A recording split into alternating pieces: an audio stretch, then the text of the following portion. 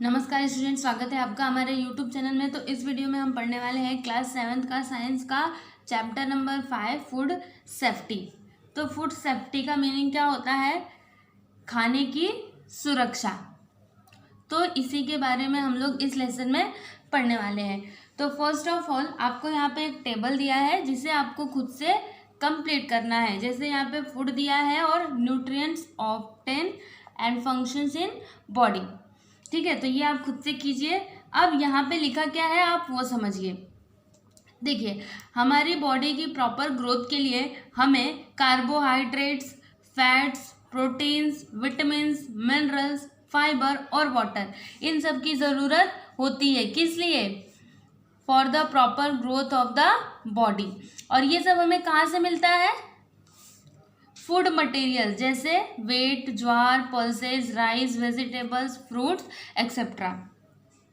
और अगर ये खाना खराब हो जाए बाय इंसेक्ट्स और इन एनी वे, तब क्या होगा? देखिए next topic, food spoilage. Spoilage मतलब क्या होता है? खराब होना।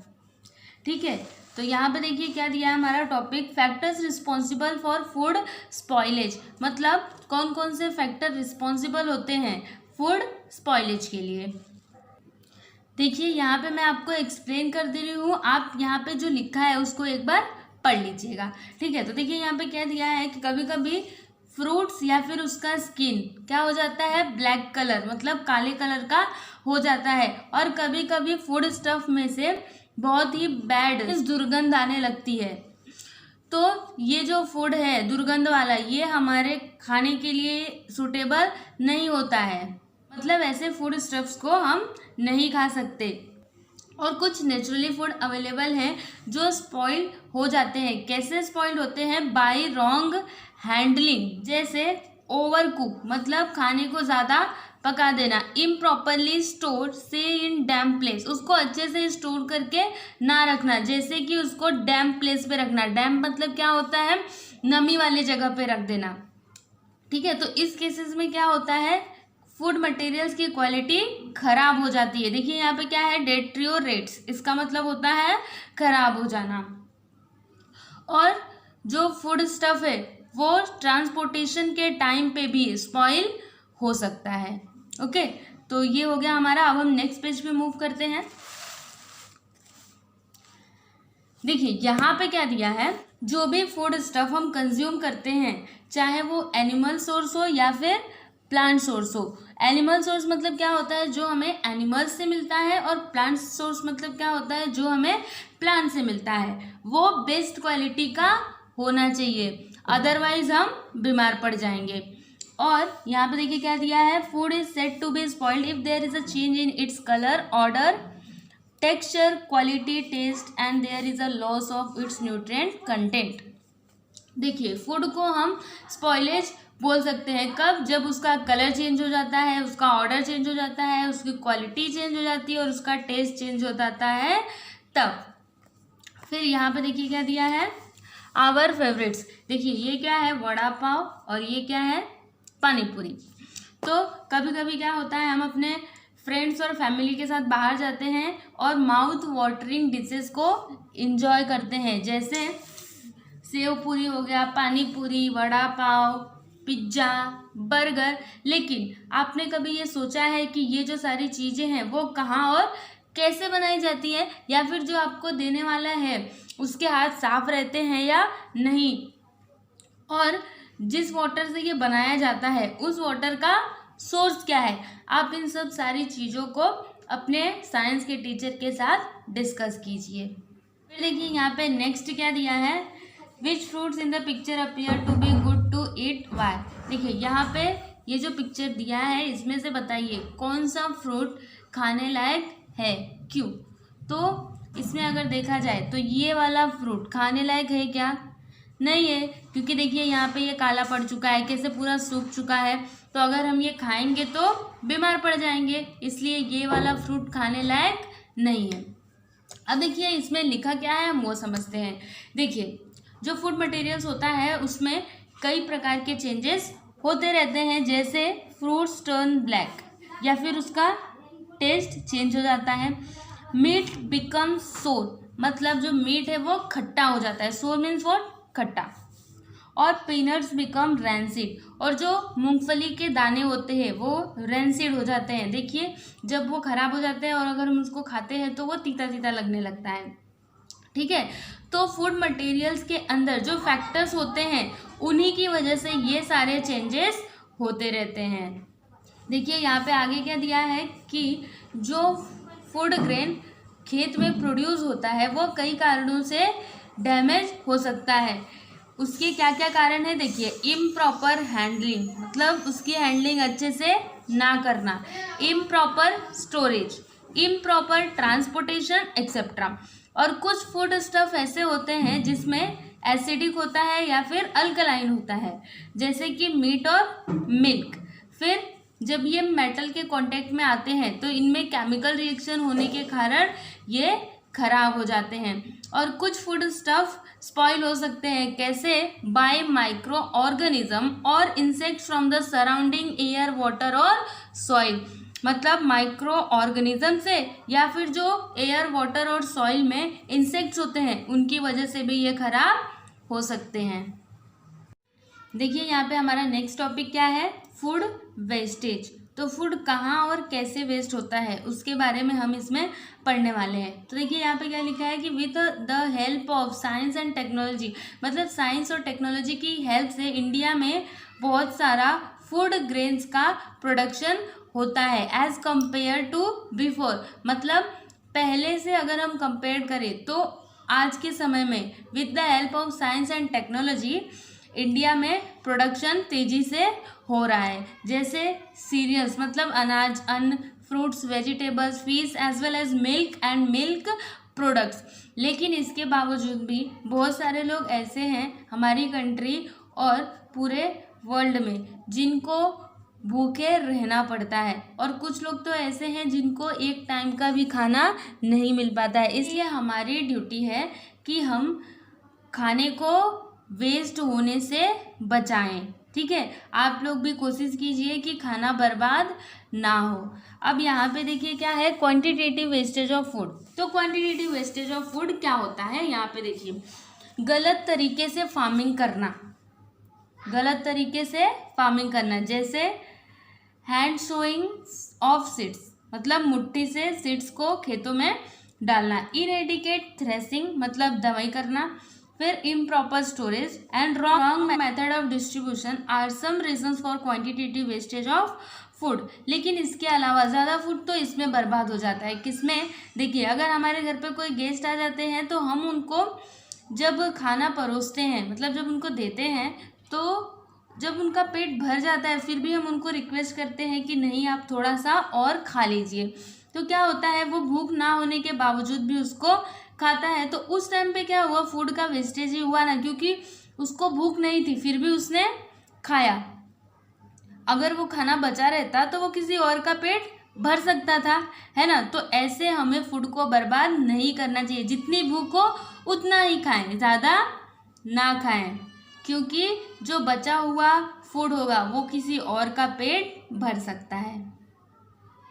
ये यहाँ पे हमारा नेक्स्ट क्या है, क्वालिटेटिव वेस्टेज ऑफ फूड।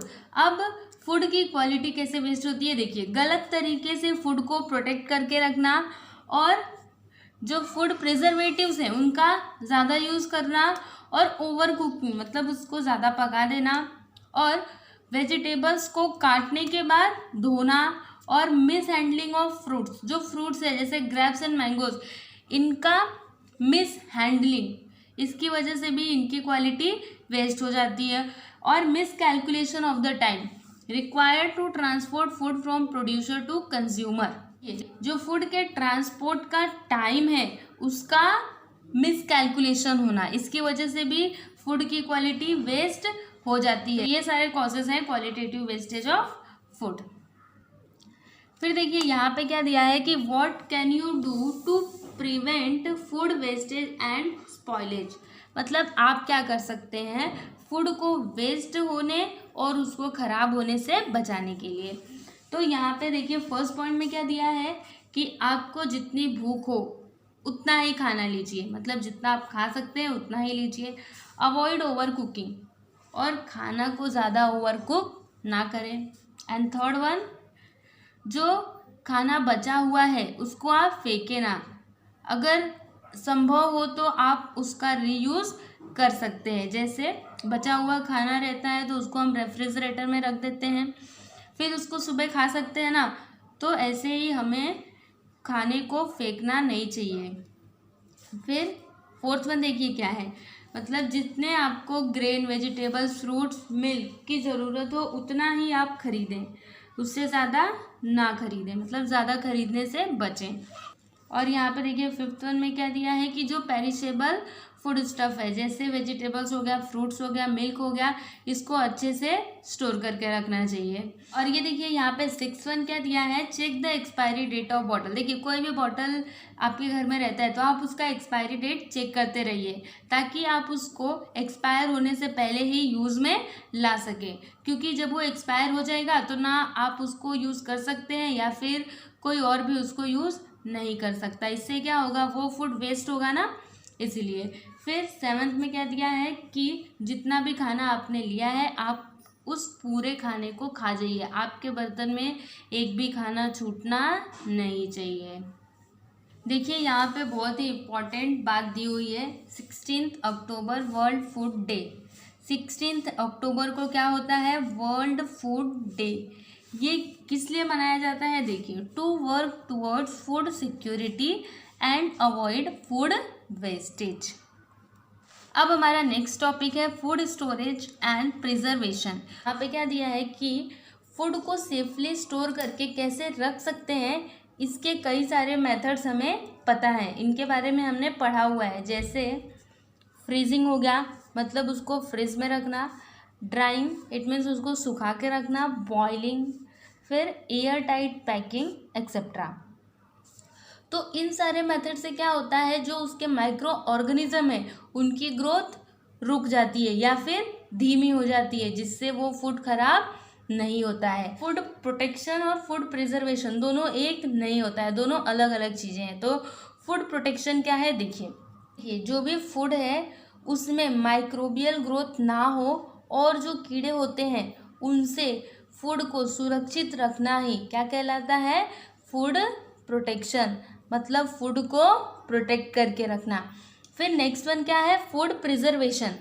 तो इसमें देखिए क्या होता है, देखिए फूड में कुछ इंटरनल फैक्टर होते हैं जिसकी वजह से वो फूड खराब हो सकता है। जैसे अगर चावल को आप ले लें तो चावल जब आप देखेंगे तो उसमें कुछ नहीं रहेगा और आप उसको ऐसे ही किसी डिब्बे में भर के रख देते हैं, तो कुछ टाइम बीतने के बाद, मतलब जब कुछ महीने बीतेंगे तो आप उसमें देखेंगे कि छोटे छोटे कीड़े पड़ जाते हैं। ऐसा क्यों होता है, उनके इंटरनल फैक्टर्स के कारण ही होता है। तो उन्हीं से सुरक्षित रखना ही क्या कहलाता है, फूड प्रिजर्वेशन। मतलब फूड प्रिजर्वेटिव्स का यूज़ करके उस फूड को प्रिवेंट करके रखना ही क्या कहलाता है, फूड प्रिजर्वेशन। जैसे जो चावल है उसको प्रिजर्व रखने के लिए क्या करते हैं, उसमें नीम की पत्तियां डाल देते हैं जिससे कि उसमें कीड़े ना लगे। ठीक है, अब यहाँ पे एक नेशनल इंस्टीट्यूशंस दिया हुआ है, फूड एंड ड्रग एडमिनिस्ट्रेशन, जो आपको खुद से पढ़ना है और इसकी ज़्यादा जानकारी आप इस वेबसाइट पे जाके ले सकते हैं। ये देखिए यहाँ पे हमारा नेक्स्ट पेज पे क्या दिया है, मेथड्स ऑफ फूड प्रोटेक्शन, मतलब फूड प्रोटेक्शन के मेथड। तो यहाँ पे 7 मेथड दिए हुए हैं, जिसमें से देखिए फर्स्ट वन क्या दिया है, फ्रीजिंग। तो देखिए लो टेम्परेचर पे, यहाँ पे देखिए क्या लिखा है, लो टेम्परेचर पे फूड मटेरियल में बायोलॉजिकल और केमिकल रिएक्शन स्लो हो जाता है। ठीक है, जिसकी वजह से क्या होता है, जो फूड है वो ज़्यादा समय तक गुड कंडीशन में रह सकता है। इसीलिए हम किचन में किसका यूज़ करते हैं, रेफ्रिजरेटर्स का। फिर नेक्स्ट वन है हमारा स्मोकिंग। तो स्मोकिंग मतलब क्या होता है, धुआं होता है। तो स्मोक से भी हम फूड को प्रिजर्व करके रख सकते हैं। और इसमें किसका यूज़ होता है, एल्यूमिनियम फॉस्फाइड का। फिर हमारा नेक्स्ट वन है यूज़ ऑफ इंसेक्टिसाइड्स। तो इसमें क्या होता है, देखिए जो फूड ग्रेन से भरी बोरियां होती है उनके ऊपर मेलाथियोन स्प्रे किया जाता है। ऐसा क्यों किया जाता है, ताकि वो कीड़ों से बचे रहें। फिर हमारा नेक्स्ट वन है इरेडिएशन। देखिए इसमें क्या होता है, जो फूड है उसको आयनाइज किया जाता है रेडिएशन के थ्रू, जैसे हाई एनर्जी इलेक्ट्रॉन हो गए, एक्सरेज, गामा रेज और रेडियो एक्टिव आइसोटॉप्स। इस प्रोसेस में क्या होता है, जो माइक्रोब्स और इंसेक्ट्स है वो डिस्ट्रॉय हो जाते हैं और फ्रूट्स की सेल्फ लाइफ इंक्रीज हो जाती है, जिससे कि वो ज़्यादा समय तक सुरक्षित रह सकते हैं। और इरेडिएशन से ही पोटैटोज और अनियन, इनके भी सेल्फ लाइफ को बढ़ाया जा सकता है, ताकि जो उनकी स्प्राउटिंग है वो धीमे धीमे हो। स्प्राउटिंग मतलब क्या होता है, अंकुरित होना। अब हमारा नेक्स्ट वन देखिए, यहाँ पे क्या दिया है, यूज ऑफ इंसर्ट गैस। तो इसमें क्या होता है, जो नाइट्रोजन गैस है उसको फूड पैकेट्स, जैसे वेफर्स है ना पोटैटो का, उसमें क्या भरा जाता है, नाइट्रोजन गैस, ताकि इसमें फंगस या फिर कोई इंसेक्ट ना लगे और वो वेफर खराब ना हो। ऐसे कोई भी एयर टाइट पैकेट आप ले लो, उसमें कौन सी गैस भरी जाती है, नाइट्रोजन गैस। फिर नेक्स्ट वन है हमारा यूज ऑफ प्रिजर्वेटिव्स। तो यहाँ पे नेचुरल प्रिजर्वेटिव्स है और केमिकल प्रिजर्वेटिव्स है। तो देखिए यहाँ पे नेचुरल प्रिजर्वेटिव्स क्या क्या है, सॉल्ट, शुगर, ऑयल। तो इन सब चीज़ों का यूज़ करके जो फूड है उसको खराब होने से बचा सकते हैं। ये सब क्या है, नेचुरल प्रिजर्वेटिव्स। अब केमिकल प्रिजर्वेटिव्स क्या होता है, देखिए यहाँ पे क्या क्या दिया है, acetic acid, it means vinegar, citric acid, sodium benzoate and some nitrate and nitrate salts are some examples of chemical preservatives। तो यहाँ पे कुछ केमिकल प्रिजर्वेटिव्स के नाम दिए हुए हैं जिनका यूज़ किया जाता है, किसमें किसमें, सॉसेज में, जेलीज में, जैम्स में और packaged ready to cook vegetables और रेडी टू ईट फूड्स में। और ये सारे प्रिजर्वेटिव्स उस फूड को ज़्यादा समय तक सेफ रख सकते हैं। देखिए यहाँ पे हमारा नेक्स्ट क्या है, पेस्चराइजेशन। तो इस मेथड में क्या इन्वॉल्व है, हीटिंग। जैसे मिल्क, उसको क्या करते हैं, 80 डिग्री सेल्सियस पे 15 मिनट्स तक गर्म करते हैं और फिर तुरंत उसको ठंडा कर देते हैं। ऐसा करने से क्या होता है, जो उसके माइक्रोब्स हैं वो डिस्ट्रॉय हो जाते हैं, जिससे कि वो दूध ज़्यादा समय तक रह सकता है। फिर इसके नीचे डू यू नो दिया है, तो ये आप पढ़ लीजिएगा। और देखिए यहाँ पे एक साइंटिस्ट के बारे में बताया गया है जिनका नाम है लुई पास्चर। इन्होंने क्या बताया था कि अगर फूड को ज़्यादा टेम्परेचर पे हम लोग रखें तो उनमें माइक्रोबियल ग्रोथ धीरे धीरे होता है। मतलब अगर उसको ज़्यादा टेम्परेचर पे आप रखेंगे तो उसमें माइक्रोबियल ग्रोथ होने से आप उस फूड को बचा सकते हैं। अब हम नेक्स्ट पेज पे मूव करते हैं। ये देखिए, अब हम यहाँ पे फूड एडल्ट्रेशन के बारे में पढ़ेंगे। तो फूड एडल्ट्रेशन क्या होता है, इसका सिंपल मीनिंग ये है, देखिए जब कोई भी खाने की चीज़ों में मिलावट की जाती है तो उसे हम क्या कहते हैं, फूड एडल्ट्रेशन। ठीक है, देखिए यहाँ पे एक टेबल दिया था जिसे बोला था कंप्लीट करने को। तो यहाँ पे देखिए मैंने इसको कंप्लीट किया है, आप एक बार इसको समझ लीजिए। देखिए यहाँ पे फूड स्टफ दिया है और एडल्ट्रेंट दिया है। तो मिल्क में क्या मिलाया जाता है बताइए, वाटर। रेड चिली पाउडर, इसमें क्या मिलाया जाता है, ब्रिक डस्ट, मतलब जो ईंट का डस्ट होता है ना वो। और सीड्स ऑफ पपाया, ये किस में मिलाया जाता है, ब्लैक पेपर में। और आइसक्रीम, इसमें भी बहुत सारे एडल्ट्रेंट मिलाए जाते हैं, जिसमें से एक मैंने लिखा है वॉशिंग पाउडर। और भी बहुत सारे एडल्ट्रेंट हैं आइसक्रीम के, जैसे नाइट्रेट है और भी सारे हैं। इन सारे फूड एडल्ट्रेंट्स की वजह से लोगों का हेल्थ, चाहे वो यंग हो, ओल्ड हो, पुअर हो या फिर रिच हो, वो खतरे में है। और डिफरेंट टाइप के एडल्ट्रेंट्स हमारे हेल्थ को डिफरेंट वे से अफेक्ट करते हैं। और कुछ एडल्ट्रेंट्स तो जहरीले भी होते हैं और कुछ एडल्ट्रेंट की वजह से जो हमारे ऑर्गन्स के फंक्शंस हैं उनको भी अफेक्ट होता है। अगर हम उसको ज़्यादा दिन तक कंज्यूम करते रहे तो हो सकता है कि हमारे ऑर्गन भी डिस्ट्रॉयड हो जाएं और हम कैंसर का भी शिकार हो सकते हैं, only because of food adulterants. अब देखिए यहाँ पे क्या दिया है, food is adulterated in this way too. तो फूड देखिए कौन कौन से वे से एडल्ट्रेट हो सकता है। जैसे देखिए क्या करते हैं, removal of some important components of food, मतलब फूड के कुछ कंपोनेंट्स को क्या करते हैं, रिमूव कर लेते हैं। जैसे एग्जांपल, जो दूध होता है उसके फैट कंटेंट को रिमूव कर लिया जाता है। और जो क्लोव्स और कार्डामम्स है, मतलब जो लौंग और इलायची है, क्लोव्स मीन्स क्या होता है लौंग, और कार्डामम्स मतलब इलायची, इसके इसेंस को रिमूव कर लिया जाता है। इसेंस मतलब क्या होता है, अर्क, इसको हम हिंदी में बोल सकते हैं उसकी सुगंध, ठीक है। और फिर देखिए किन वे से फूड को एडल्ट्रेट किया जा सकता है, mixing of low quality in edible और चीपर मटेरियल और हार्मफुल कलर्स विथ फूड। फिर थर्ड वन क्या दिया है, कुछ हार्मफुल मटेरियल्स भी फूड में मिक्स किए जाते हैं, कैसे small stones, fine sand, iron filings, urea, dung of horse, sawdust etcetera. अब ये देखिए यहाँ पे एक टेबल दिया हुआ है और यहाँ पे लिखा क्या है, पहले आप वो देखिए, how will you find out if food has been adulterated. अगर फूड में मिलावट की गई है तो आप ये कैसे फाइंड आउट करेंगे। तो यहाँ पे दिया हुआ है कुछ टेस्ट और कंक्लूजन। तो देखिए इसमें फर्स्ट वन क्या है, मिल्क। तो मिल्क का एडल्ट्रेंट क्या है, वाटर। आप कैसे टेस्ट करेंगे कि इस मिल्क में वाटर मिलाया हुआ है। तो आपको एक ग्लास का स्लाइड लेना है, मतलब कांच का स्लाइड लेना है, जैसे ये है, समझिए ये कांच का स्लाइड है। अब आप इसमें दूध का ड्रॉप थोड़ा डालिए, मतलब 1-2 डालिए, और फिर जब आप उसको ऐसे स्लाइटली करेंगे तो वो जो दूध है वो ऐसे स्प्रेड हो जाएगा। तो अब इसका कंक्लूजन क्या है वो देखिए, अगर स्प्रेड करने के बाद एक लाइन बन जाती है वाइटी, मतलब वाइट कलर की यहाँ पे अगर लाइन बनी, तो आप समझिए कि उस मिल्क में कोई भी मिलावट नहीं है। और अगर नहीं बनी तो समझिए कि इसमें वाटर मिलाया हुआ है। फिर देखिए यहाँ पे नेक्स्ट वन क्या है, रेड चिली पाउडर। तो इसका एडल्ट्रेंट क्या है, ब्रिक डस्ट। अभी अभी हमने पढ़ा था, ब्रिक डस्ट मतलब जो ईंट होता है ना उसका डस्ट। तो ये आप कैसे चेक करेंगे, देखिए आपको एक स्पून फुल, मतलब 1 चम्मच भर के चिली पाउडर लेना है और उसको एक बीकर में डालना है, और उसी बीकर में पानी भी डालना है, लगभग आधा बीकर पानी। और फिर उसको आप क्या कीजिए, मिलाइए, मतलब हिलाइए, और फिर थोड़ी देर के लिए उसको ऐसे ही कहीं पे रख दीजिए।